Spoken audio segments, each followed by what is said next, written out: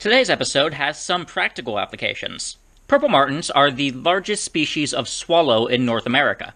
But don't let that fool you, because they are actually quite small compared to most birds.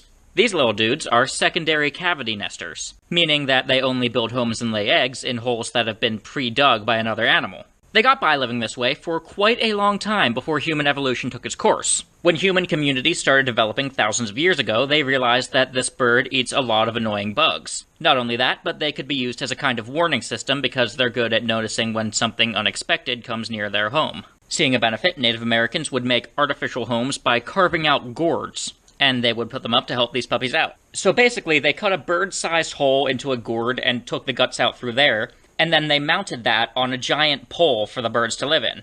Over the years, these guys came to rely almost exclusively on humans for their homes. If they couldn't find something man-made, they likely wouldn't be able to get a place to live. There's another good reason martins prefer man-made homes, which has something to do with them being a tiny bird.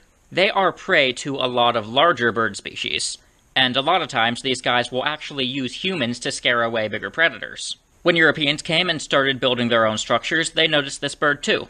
On a lot of colonial homes, you may notice a clay water jug just kinda affixed to one of the walls outside near the roof. This is actually intended to provide a nesting place for purple martins, because of all the bugs they eat. The trend continued through the 18 and 1900s, with people maintaining houses for the birds. There were still some pots and gourds like old times, but people also used a lot of other materials to make martin homes. In the early 1900s, there were reports of people in hotter areas putting up metal birdhouses, which they found accidentally cooked the eggs. Since then, most houses have been either plastic or wood.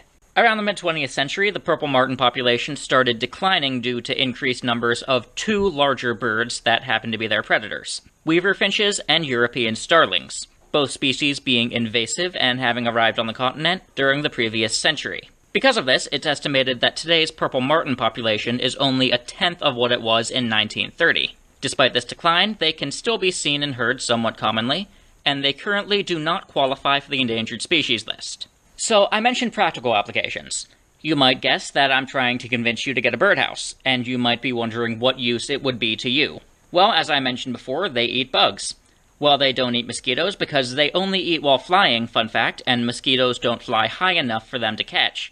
They do eat flies, bees, cicadas, and last but not least, the invasive insect that has been polluting the nasal cavities of North America since 1998, stink bugs.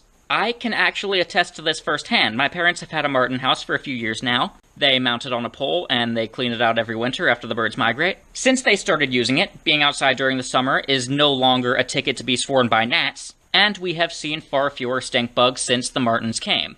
If you build it, they will come.